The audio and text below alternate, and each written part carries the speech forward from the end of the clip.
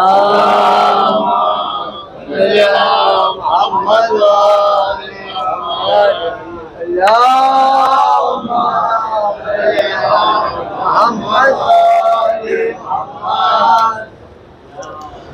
باللہ من الشیطان الرجیم بسم اللہ الرحمن الرحیم الحمدللہ رب العالمین الصلاۃ والسلام علی اشرف الانبیاء والمرسلین اما بعد فقد قال رسول اللہ صلی اللہ علیہ وآلہ وسلم الا اخبرکم بشیء ان انتم فعلتموه تبعد الشیطان منکم کما تبعد المشرق من المغرب قالوا بلى يا رسول الله قال الصوم يسود وجهه والصدقة تكسر ظهره والحب في الله والمبادرة على العمل الصالح صلوات محمد وعلى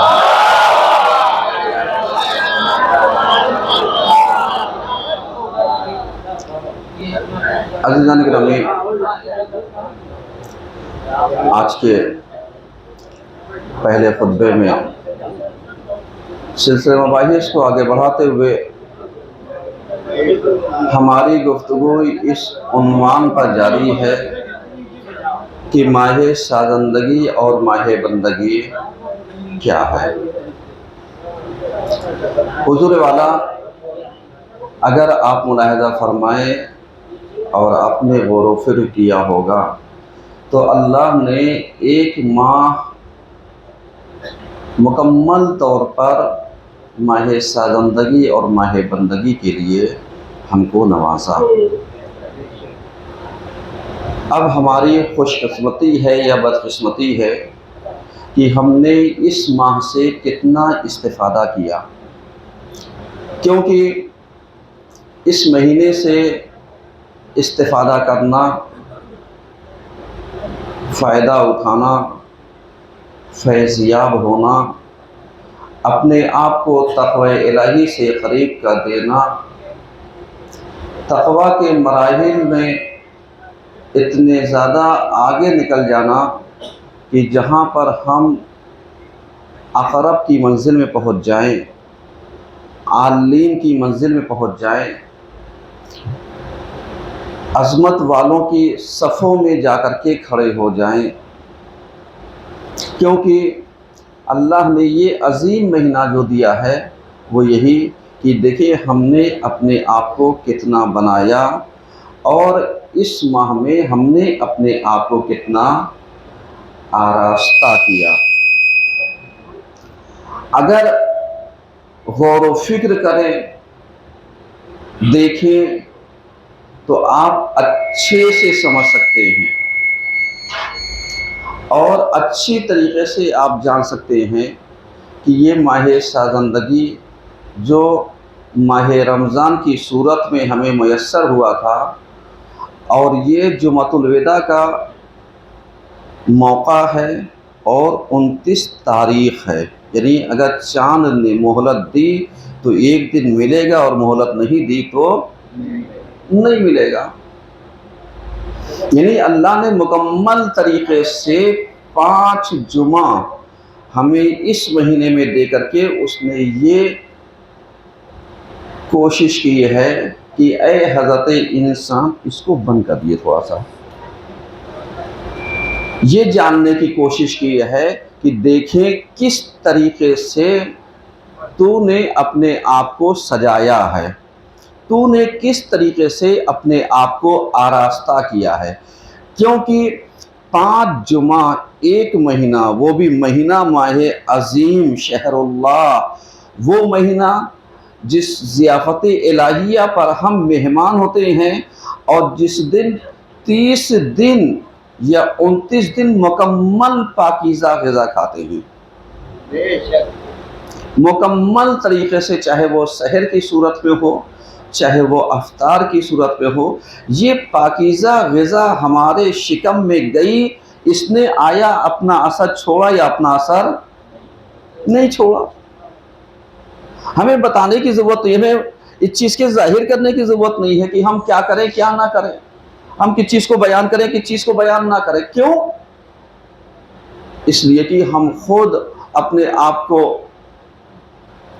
اس جگہ پر لا کر کے رکھ لیں کہ جہاں پر ہم کیا کرنا چاہتے ہیں، تزکیہ نفس کا کیلکولیشن کریں۔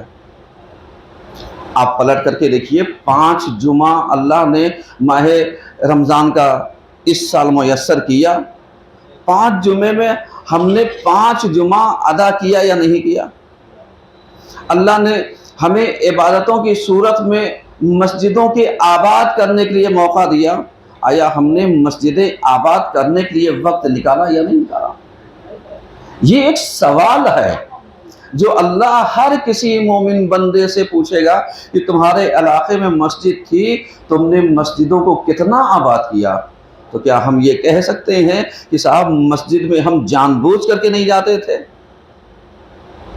کیا ہم یہ کہہ سکتے ہیں کہ صاحب ہم مسجد اس لیے نہیں جاتے تھے کہ صاحب افطاری کے نام پر وہاں جھگڑے ہوتے تھے؟ کیا یہ ایکسکیوز جو انسان پیش کرے گا، آیا صحیح ہے صحیح نہیں ہے؟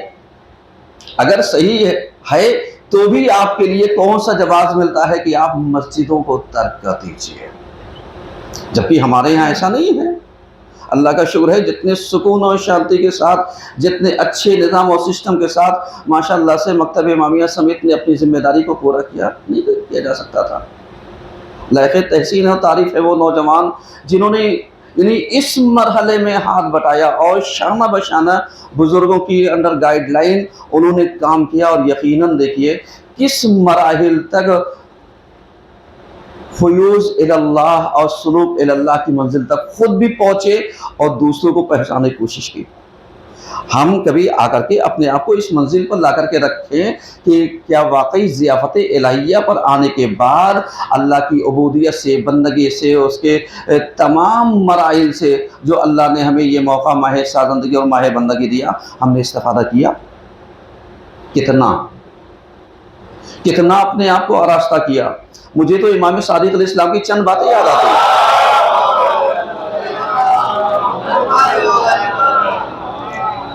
یعنی آپ غور کیجئے، امام صادق علیہ السلام نے یعنی انسانیت کا، عبودیت کا، بندگی کو آپ نے 3 حصوں میں تقسیم کیا ہے، اور یہ جو 3 حصے بندگی کے آپ نے تقسیم کیے وہ جانتے کون سے ہیں؟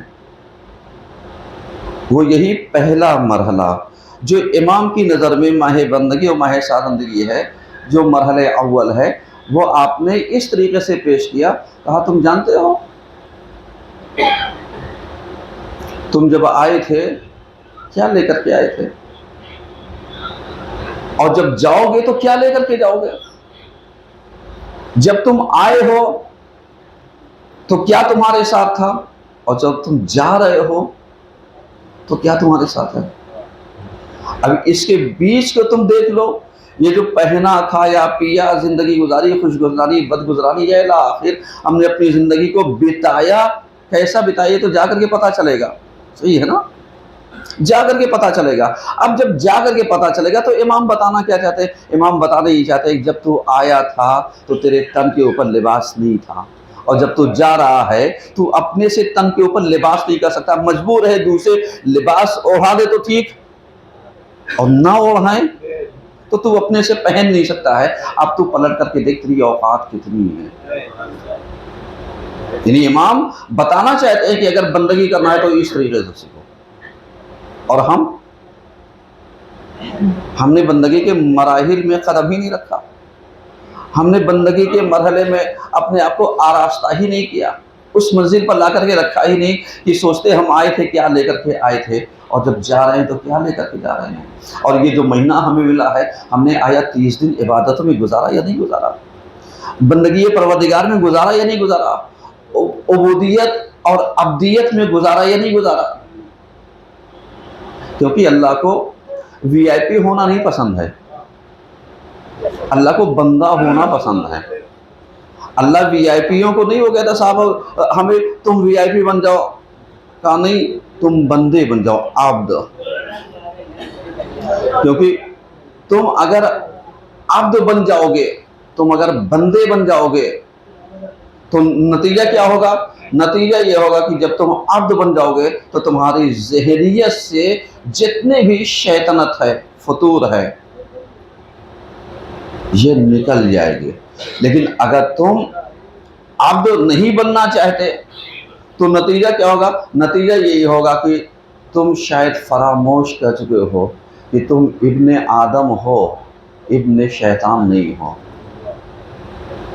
مولانا رومی کا ایک بہترین جملہ ہے، جنہوں نے اپنے شعر میں یہی کہا تھا کہ صاحب ہم کس بات پر اٹوٹے ہیں، ہمیں گھمنڈ کس بات کا ہے؟ اگر غلطی ہو گئی تو معافی مانگ لو، اس لیے کہ معافی مانگ لینا انسان نیت کی پہچان ہے، اور غلطی کے اوپر اکڑے رہنا شیطان کی پہچان ہے۔ تو اب ہمیں یہی یاد رکھ لینا چاہیے کہ ہم ابن آدم ہیں، آدم سے ترک اولا ہوا تھا، توبہ کی روئے گرائے، اللہ نے بالآخر معاف کیا، اور معاف کرنے کے بعد ہمیں ان کی نسل میں رکھا، شیطان کی نسل میں نہیں رکھا۔ کیوں؟ اس لیے کہ غلطیوں کو مان لینا ابن آدم ہونے کی پہچان ہے، غلطیوں پر اکڑے رہنا یہ ابن شیطان ہونے کی پہچان ہے۔ ایک سلوات پڑھیے سب مل کر۔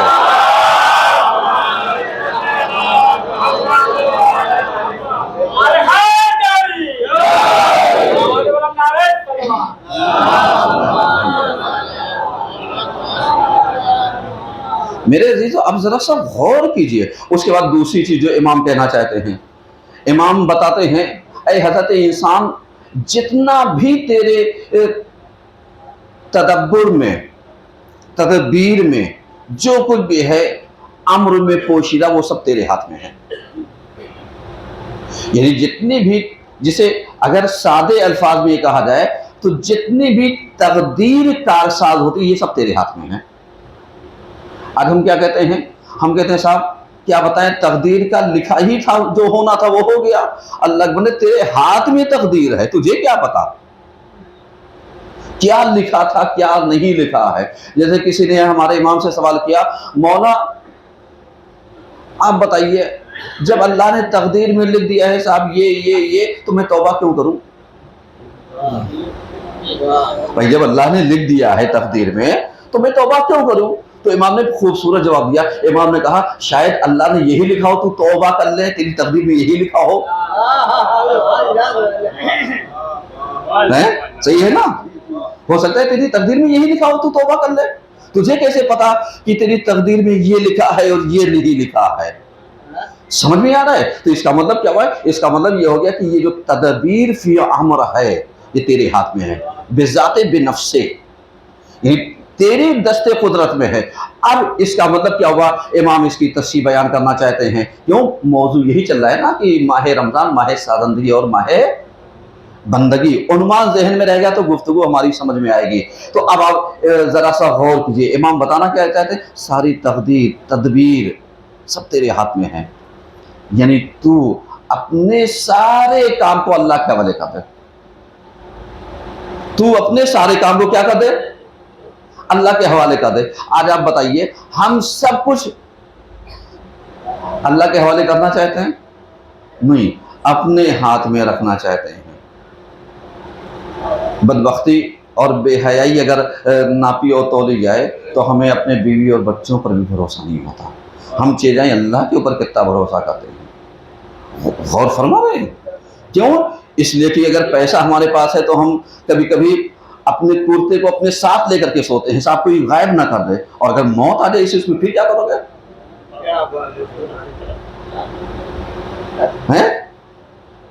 کبھی کبھی بہت سارے انسان ایسے ہوتے ہیں معلوم دیا ارے یہ دولت میرے ہاتھ میں، بینک کی پاس بکیں اپنے ساتھ لیے پھرتے ہیں، کیوں؟ کہا کہیں ایسا نہ ہو کوئی سگنیچر کر کے، اور اگر موت آ جائے پھر کیا ہوگا؟ پھر بتا سگنیچر کون کرے گا؟ بہت سارے افراد یہ سوچتے ہیں صاحب LIC میں اگر ہم نے پالیسی کرا لی تو اب ہمیں کوئی نقصان نہیں ہوگا، اور LIC کی پالیسی لیپس ہوگی پھر کیا ہوگا؟ بھائی آپ بتائیے، ہے نا؟ ہے یا نہیں ہے؟ ذرا سا بولیے گا تو مجھے گفتگو کرنے میں زیادہ آسانی رہے گی۔ LIC کی پالیسی لیپس ہوگی پھر کیا ہوگا؟ بینیفٹ ملے گا؟ نہیں ملے گا۔ صاحب آپ نے 3 سال کنٹینیو تو آپ نے پریمیم جمع ہی نہیں کیا، پورا کا پورا آپ کا لیپس ہو گیا، تو کیا آپ کبھی سمجھتے ہیں حبیطت اعمالہم کی اس سے اچھی مثال ہو سکتی ہے؟ جو لوگ سمجھتے نہیں تھے کہ اگر تم نے برائی کی تمہارا یہ سب کر لیں گے، یہ کر لیں گے، یہ کر لیں گے، یہ کر لیں گے، یہ کر لیں گے، اب بتاؤ ٹرم کنڈیشن میں تم پورے نہیں ہوتے تو پالیسیاں لیپس ہو جاتی ہیں، کچھ کر لیتے ہو تو پیسہ کس کا ہوتا ہے؟ تمہارا ہوتا ہے۔ مالک کون ہوتا ہے؟ कंपनी वाले। और अगर 3 साल के बाद आपने अगर अपने प्रीमियम को कंटिन्यू रख दिया, फिर क्या होगा? मालिक कौन है? कंपनी वाले आप हैं। इसका मतलब क्या हुआ? इसका मतलब यह है कि अल्लाह बताना चाहता है कि बालिग होने से पहले तेरा मालिक कोई और था, बालिग होने के बाद तू खुद मालिक है, तेरा अपना हिसाब व किताब है।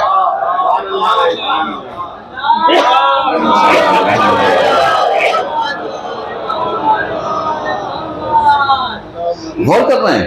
यानी बालिग होने के बाद अब तुझे सब हिसाब किताब देना है। और हम क्या करते हैं? बालिग होने के बाद सोचते हैं, अरे मैं क्या करूं, मैं क्या कर सकता हूं?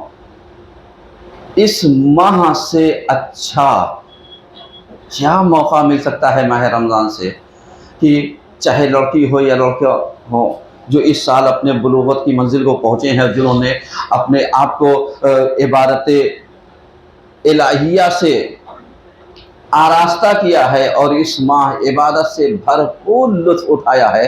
बताइए, इनकी इबादतों का जो मज़ा होगा, क्या हमारी इबादतों का मज़ा होगा? कभी कभी बच्चों से पूछे, बेटा तुम्हारा पहला रोज़ा कैसा था? तो कितने खुशी से बताते हैं पहला रोज़ा कितना अच्छा था।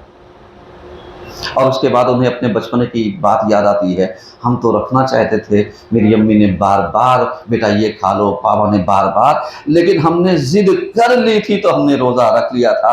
जबकि आज हमारे यहाँ अलमिया ये है कि हम अगर 20 साल के भी हो जाते हैं और अगर रोज़ा कुशाई नहीं तो हम सोचते हैं भी रोज़ा वाजिब ही नहीं हुआ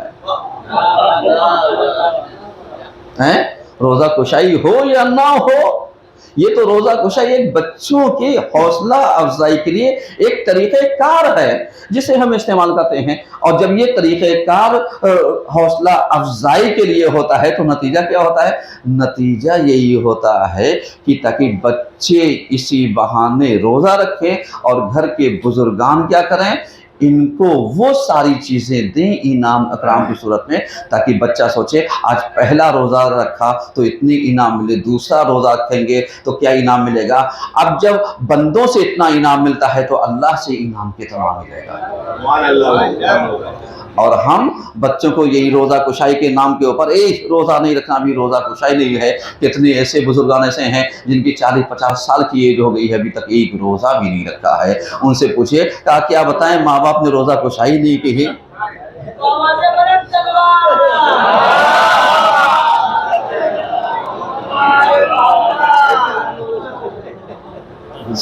गौर कर रहे हैं? ये सब चीज़ें क्या है? ये सब चीज़ें अपने आप को मेरे अजीज़ों धोखा देने के लिए है। अब जिस चीज़ को मैं बयान कर रहा था कि सारी की सारी तकदीर जो है वो तेरे हाथ में है, सही है ना? यानी अपना सारा अमल अल्लाह के वागुजार कर दो, अल्लाह के हवाले कर दो। जब तुम अपना सारा का सारा अमल अल्लाह के हवाले कर दोगे तो फिर क्या होगा? अल्लाह कारसाज भी है, अल्लाह बनाने वाला भी है, अल्लाह तुम्हारा मालिक भी है, अल्लाह तुम्हारा मुख्तार भी है। अब उसके बाद तीसरी चीज़ जो इमाम कहते हैं जानते हो तुम्हें तीसरी चीज़ जो बंदगी से नज़दीक कर देती है वो चीज़ क्या है? वो इमाम बताना चाहते हैं जो चीज़ नज़दीक करती है वो यही करती है कि तुम अपने आप को अल्लाह की बारगाह में ले जाने के बाद बस इतना मान लेना तुम बनते हो वो खालिक है। बस इतना तसव्वुर कर लेना तुम पैदा होने वाले हो वो पैदा करने वाला है। बस इतना समझ लेना कि तुम इबादत करने वाले हो वो इबादत के लायक है। बस तुम इतना समझ लेना कि सारी नेमतें उसकी तरफ से होती हैं, नुज़ूल वहां से होता है, पाने वाले तुम हो। अगर ये चीजें तुम्हें एहसास हो जाए फिर बताओ तुम्हारी जिंदगी में रखा क्या है। लेकिन आज हम माई बाप किसे समझते हैं? जो सोर्स फुल होता है, पावरफुल होता है, जिसके पास ताकत होती है, जिसके पास पावर होता है, हम उसे कहते हैं साहब अगर इनका साथ नहीं होता तो आज हम जिंदा ना होते, और अगर खुदा ने पैदा ना किया होता तो, और अगर खुदा ने तुम्हें मोहलत ना दी होती फिर क्या होता, खुदा ने तुम्हें इस लायक ना छोड़ा होता फिर क्या होता। आपको याद है ना पिछले खुतबे हमने एक बात कही थी, अब नतीजा देना चाहता हूँ पहले खुतबे का, कि पहले खुतबे में हमने ये कहा था कि अगर अल्लाह ने आपको सेलेक्ट किया किसी कार्य खैर के लिए, تو کم سے کم اتنا یاد رکھنا، اتنا سمجھنا کہ اللہ نے تجھے اس لائق سمجھا ہے تاکہ ذمہ داریوں کا قلادہ تیری گردن میں وہ کیا کر سکے، ڈال سکے، ورنہ ہر ایرے غیرے کے حصے میں قیادت اور رہبری اور لیڈری نہیں آتی ہے۔ سمجھ رہے ہیں؟ اب اگر کسی کو قیادت اور رہبری اور لیڈری مل گئی ہے تو وہ شکر ادا کرے کہ کم سے کم اللہ اسے مقام دے رہا ہے، ورنہ بہت سارے تو مقام کے لیے چھینا جھپٹی کر رہے ہیں، ایک دوسرے کا مرڈر کرا دیے دے رہے ہیں۔ کیوں؟ اس لیے تاکہ یہ خطرہ ہی نہیں رہے گا تو مشکلات نہیں ہوگی۔ لیکن اللہ کیا کرنا چاہتا ہے؟ جب وہ بدلہ لینے پر آتا ہے، ابھی آپ ذرا سا غور کیجئے گا، ایک رشتہ سے بتا رہا ہوں آپ کو، یہ جو ٹرکی میں بھی زلزلہ آیا تھا، جانتے کیوں آیا تھا؟ ابھی رمضان سے پہلے آیا ہے نہیں آیا ہے؟ آیا ہے۔ یہ ٹرکی کا جو ارادہ تھا، اس کی ذرا سا اللہ بہت بڑا قدرت ساز اور کارساز ہے۔ نتیجہ دینا چاہتا ہوں کیونکہ یہ ماہ سازندگی ہے اور ماہ بندگی ہے، کیونکہ یہ ٹرکی اور اسرائیل مل کر کے ترکمانستان، ارمانیہ، اس کے اوپر حملہ کرنا چاہتے تھے۔ سمجھیے گا، پوری پلاننگ تھی۔ یہ میں اس لیے وہ پڑھ رہا ہوں تاکہ آپ اللہ کی قدرت کو اور اس کی کارساز کو ذرا سمجھیے۔ اور انہوں نے پلاننگ کی، اللہ نے ان کے پورے شہر کو غرق کر دیا زلزلے کے زمرے میں لا کر کے، تاکہ وہ دکھانا چاہے کہ تم چاہے جتنے پاور رکھ کر کے دوسرے کو اگر چڑھائی کرنے کا ارادہ کرو گے تو ہم سب سے پہلے تمہیں ہی خاک میں ملا دیں گے۔ چاہیے گا، پڑھیے گا، دیکھیے گا۔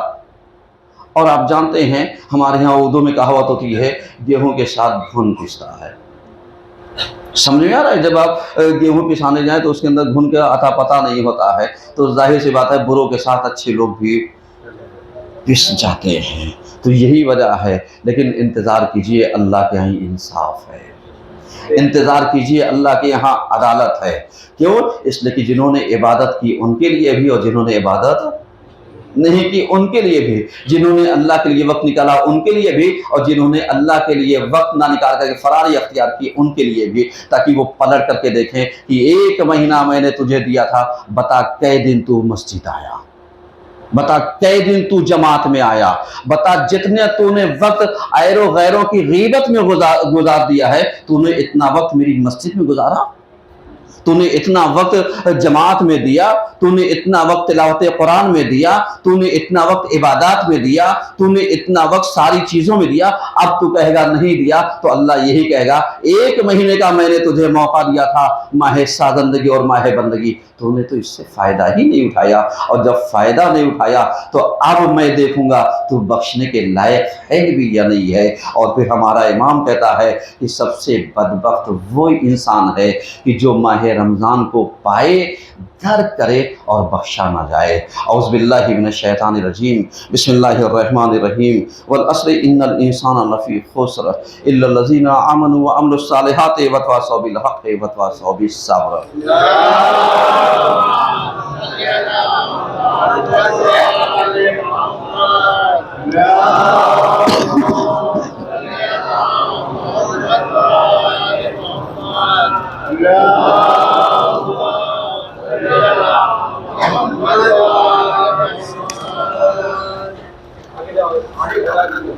اعوذ باللہ من الشیطان الرجیم، بسم اللہ الرحمن الرحیم، الحمدللہ رب العالمین، الصلاۃ والسلام علی اشرف الانبیاء والمرسلین، اما بعد فقد قال حسن عسکری علیہ السلام، لیست العبادۃ کثرۃ الصیام والصلاۃ وانما العبادۃ کثرۃ التفکر فی امر اللہ۔ صلوات محمد علیہ۔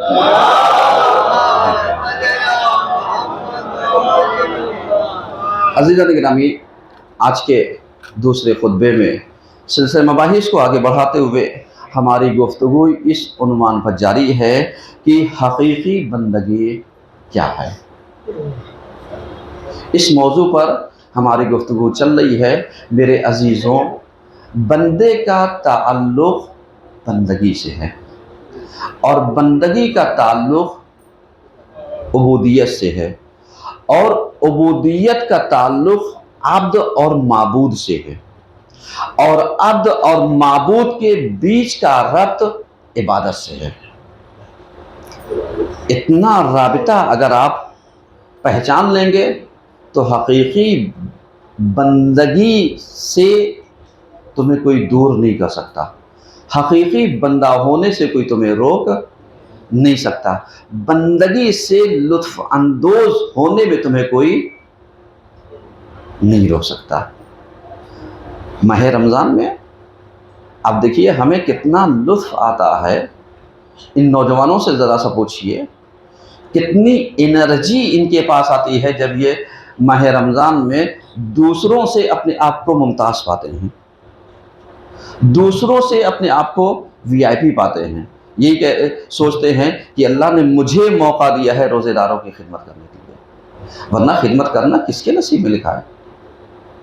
سمجھ رہے ہیں؟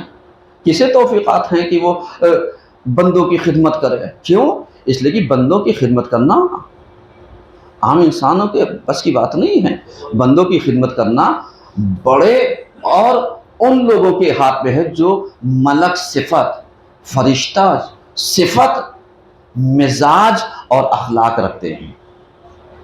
آج ہمارے یہاں کا اخلاق نہ فرشتہ صفت ہے بلکہ اخلاق کتنا اچھا ہے کہ اگر ذرا سا 10 روپے کا نوٹ ابھی یہ لوگ وہ کر رہے ہیں نا، گر جائے تو ابھی پتہ بھی نہیں چلے گا کہاں گیا۔ یہ اور بات ہے کہ اللہ کے کیمرے میں قید ہو جائے تو بات ہی الگ ہے، سمجھ رہے ہیں؟ لیکن ایسا نہیں ہے، بہت سارے با ایمان ایسے ہیں کہ لوگوں کا سامان گرا اور یہاں ہفتے بھر تک رہا، کسی نے نہیں اٹھایا۔ اس کا مطلب یہ ہے کہ ایمان ہے، غور کر رہے ہیں؟ یعنی ایسا نہیں کہ مطلب سب کو ایک ہی اس سے ہانکا جا سکتا ہے، تولا جا سکتا ہے، لیکن جس چیز کو بیان کرنا چاہتا ہوں وہ چیز آپ غور کیجئے۔ حقیقی بندگی وہ نہیں ہے کہ ہم اپنے آپ کو سنوار لیں، حقیقی بندگی یہ ہے کہ میری وجہ سے کوئی سنور جائے، حقیقی بندگی یہ نہیں ہے کہ ہم عید منا لیں، حقیقی بندگی یہ ہے کہ میری وجہ سے کسی کی عید من جائے۔ اور آج ہم کیا کرتے ہیں؟ آج ہم کیا کرنا چاہتے ہیں؟ آج ہم کیا بتا، ارے آپ اس سے بڑھ کر کے ہمارے ہاں کی بدبختی اور کیا ہوگی؟ آپ اندازہ لگائیں گے کہ بدبختی کا عالم اگر آپ کو اندازہ لگانا ہے تو اس طریقے سے آپ سمجھیے کہ جو مال و زکوٰۃ و خیرات، خمس، فطرے کا پیسہ بھی ہوتا ہے اس کے بھی ہم مالک ہوتے ہیں۔ اس سے بڑی بدبختی اور بے حیائی ہمارے یہاں نہیں پائی جائے گی، کیونکہ جو پیسہ اللہ کا ہو اس کا تو مالک کیسے ہو گیا؟ لیکن ہم مالک اس لحاظ سے ہو گئے، یہاں دیں گے وہاں نہیں دیں گے، وہاں دیں گے یہاں نہیں دیں گے، ان کو دیں گے ان کو نہیں دیں گے، ان کو دیں گے ان کو۔ آپ جانتے ہیں یہ علاقہ جہاں آپ نماز پڑھنے کے لیے آئے ہیں، جہاں آپ نماز پڑھتے ہیں، اس مسجد کا بھی کچھ حق ہے یا نہیں ہے؟ یا خالی پورے 30 دن بریانی کھانے والوں کے لیے یہ دربار کھلا ہوا تھا؟ ایک صلوات تو پڑھیے کم سے کم۔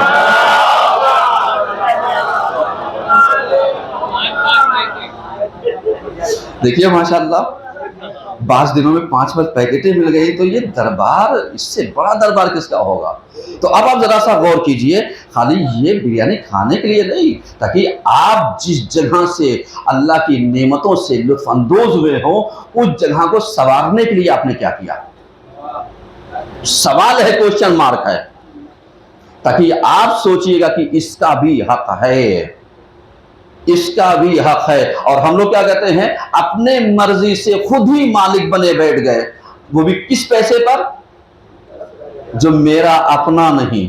میاں جو تمہارا اپنا ہے، گورنمنٹ کا ایک آرڈر آ جائے کہ صاحب بینک سیز کر دیا گیا، دم ہو تو نکال کر کے دکھا دو تو جانے، تمہارا اپنا پیسہ نکال کر کے جانو، ایک مرتبہ آپ کا کارڈ بلاک ہو جائے، بلاک ہونے کے بعد بغیر کسی اس کے دم ہو تو جا کر کے نکال لینا، کارڈ کے ذریعے، اے ٹی ایم کے ذریعے نکال لو گے؟ نہیں، وہاں تو نہیں کرتے، وہاں تو ریکویسٹ سر ایسا میرا کارڈ بلاک ہو گیا، میرا اکاؤنٹ بلاک ہو گیا، وہاں سر کرتے ہو، اور جب اللہ کی بارگاہ میں آتے ہو تو کیا کرتے ہو؟ وہاں کہتے ہو سیدی مولائی کہتے ہو؟ نہیں، تب تو اللہ مہین نہ تھا، میرا ہی کون سیز کرتے؟ ایک صلوات تو پڑھی ہے۔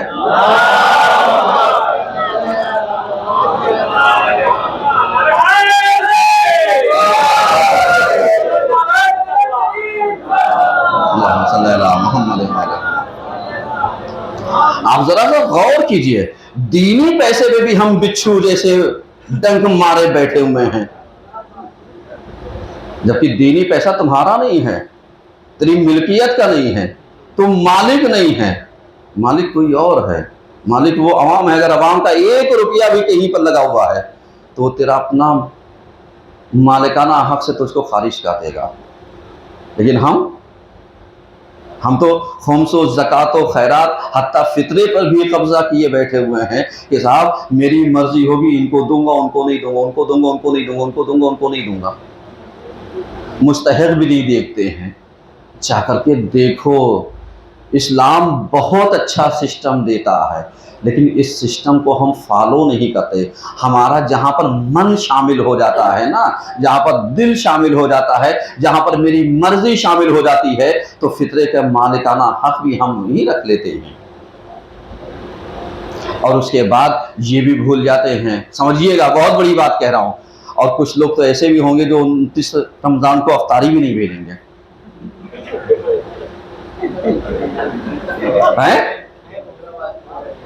میں چیلنج کرتا ہوں مولانا علمدار، کسی مجتہد مولوی، مولانا، مجتہد عالم ذاکر سے جا کر کے پوچھ لیجئے کہ 29 اور 30 کی افطاری بھیجنے پر مسجد میں کس کے اوپر فطرہ واجب ہوتا ہے؟ جاؤ فتویٰ لے آؤ۔ اور اگر کسی کے اوپر واجب نہیں ہوتا تو ہم 29 اور 30 میں افطاری کیوں نہیں بھیجتے؟ جن کے ساتھ 28 دن بیٹھ کر کے کھاتے ہیں 29ویں دن کیوں فرار اختیار کر لیتے ہیں؟ ہم غور کر رہے ہیں کیوں؟ یعنی شریعت سے آگے تمہاری فکر چل رہی ہے، شریعت سے آگے تم بھاگے جا رہے ہو، اور جبکہ تمہیں پتا ہے کہ شریعت سے آگے تمہیں نہیں چلنا ہے، شریعت کے پیچھے پیچھے تمہیں چلنا ہے۔ لیکن ہم کتنے چالاک ہیں، پڑھے لکھے، کہ معلوم یہ 29 اور 30 میں کتنے لوگ ایسے ہیں۔ آپ سمجھیے 28 دن تک ہم با اخلاق فرشتوں والی صفت رکھتے ہیں، 29ویں دن کوئی آیا تو اس کو گھر میں بھی آنے کی دعوت نہیں دیتے کہ آپ آج یہ 1 گلاس پانی پلا دیں گے تو فطرہ واجب ہو جائے گا۔ ایسے پانی پلانے سے بھی فطرہ واجب نہیں ہوتا۔ پھر میں کہہ رہا ہوں، اس کو چائے پلا دی ہے، چائے بھی پلا دینے سے فطرہ واجب نہیں ہوتا، اور جس کو یہ لگتا ہے کہ فطرہ واجب ہو جاتا ہے وہ میرے گھر آ جائے گا، میں اسے چائے بھی پلاؤں گا، میں اسے کھانا بھی کھلاؤں گا۔ ایک سلوات پڑھیے سب مل کر۔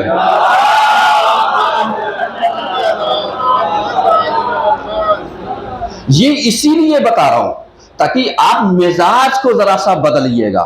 کیوں؟ اس لیے کہ یہ مزاج وہ ہے کہ جو ہم کو ان چیزوں سے دور کر دیتا ہے جو صلہ رحمی ہوتی ہے۔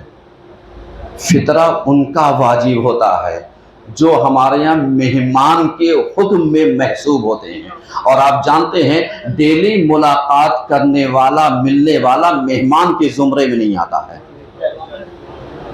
آپ غور کر رہے ہیں؟ یعنی ڈیلی آنے والا، ملنے والا، ورنہ یہ ڈاکٹر صاحب سے پوچھ لیجئے، ان کے یہاں 29 اور 30 کو یہ اپنا کلینک بند کر کے مریضوں کو دیکھنا بند کر دیں؟ کر دیں گے؟ نہ آئے گا نہ دیکھیں گے۔ بند کر دے تو جانے نہیں بند کریں گے۔ یہ علی بھائی بیٹھے ہوئے ہیں، یہ اپنی دکان بند کر دے نہ بیچے تو جانے، تو دکان تو کھلی رہی لیکن گھر کا دروازہ بند رہے گا۔ کیوں؟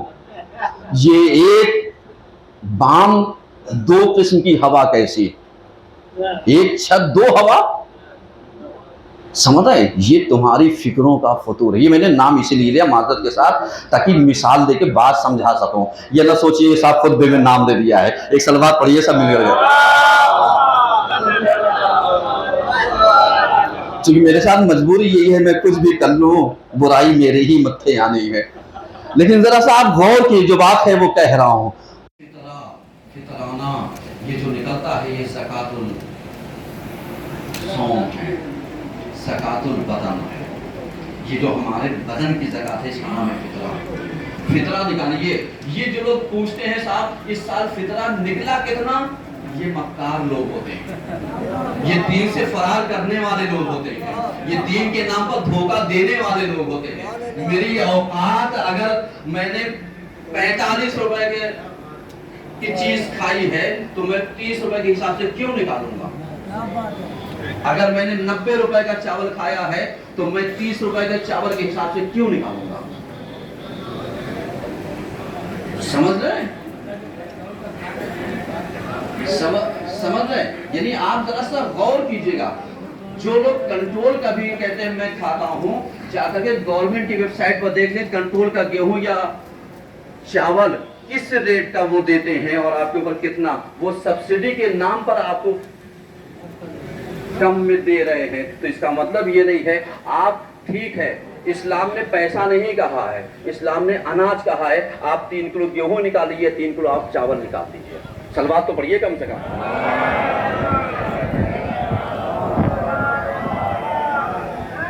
समझिएगा।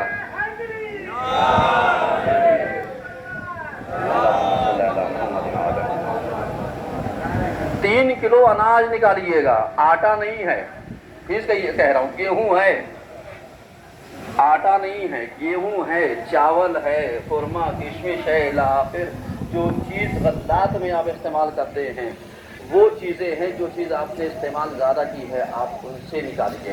अब जिसने जिस हिसाब से खाया है, जिसकी जो औकात है, जिसकी जो स्टैंडर्ड है, अगर तुम्हारे स्टैंडर्ड खाने का मालूम या 80 रुपए चावल का था तो अब तुम 25 रुपए के हिसाब से नहीं निकालोगे, 80 रुपए के हिसाब से निकलेगा। क्यों?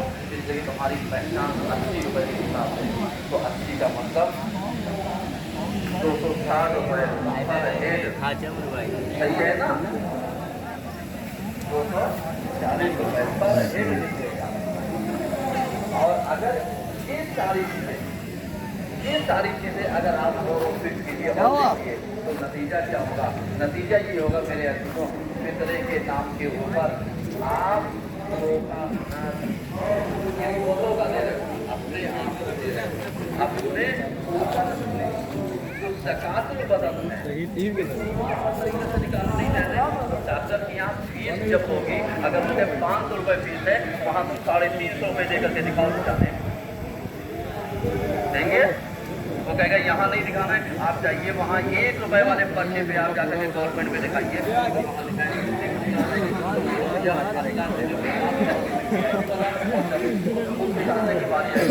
बैठ जाओ भाई, बैठने में क्या जाता है?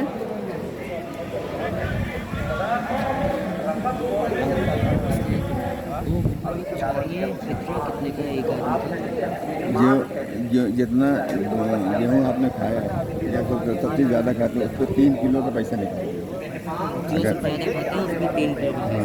अगर चावल खाया तो चावल, गेहूँ खाया तो गेहूँ, जो सबसे ज़्यादा खाइए 3 किलो की जो रकम वो निकाल। सलाम करने वाला और मिलने जुलने वाले। इसके अलावा याद रखिएगा ईद की नमाज अगर चांद हो गया तो परसों इसी जगह पर ठीक 8:30 बजे, याद रखिएगा क्योंकि गर्मी का मौसम है, ठीक 8:30 बजे होगी इंशाअल्लाह। मैं आमाल के किसी जगह पर आमाल ईद नहीं कराया जाता है, जिसका आदत शायद ज़्यादातर हमारे एक पर बात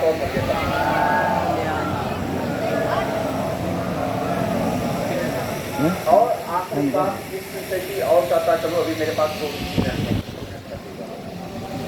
कि आप जरा सा गौर कीजिएगा, जिन लोगों ने रोजा नहीं रखा है ये पूरे महीने, अगर वो बीमार रहे हैं देखो मगर तो उनका फिदिया एक रोजे के बदले 3 पाव अनाज, सही है, यानी 5.5 किलो अनाज बराबर तक पहुंचा देंगे।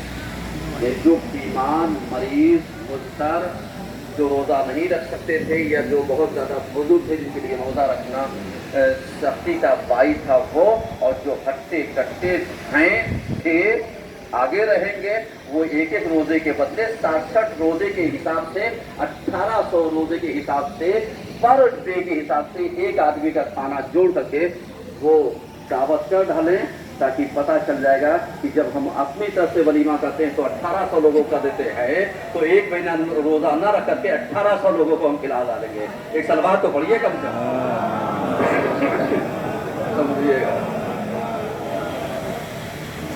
समझिएगा। क्यों? इसलिए कि रोज़ा छोड़ने में बड़ा मज़ा आया है ना, उस तस्वीर बरसने में भी मज़ा आएगा। खिलाओ तुम इतनों को, खूब कमाओ। बहुत सारे लोग कारोबार पर निकलने वजह साहब क्या बताएं, धूप में रनिंग वे पर फील्ड में रहना पड़ता, रोज़ा रखना बहुत सख्त है।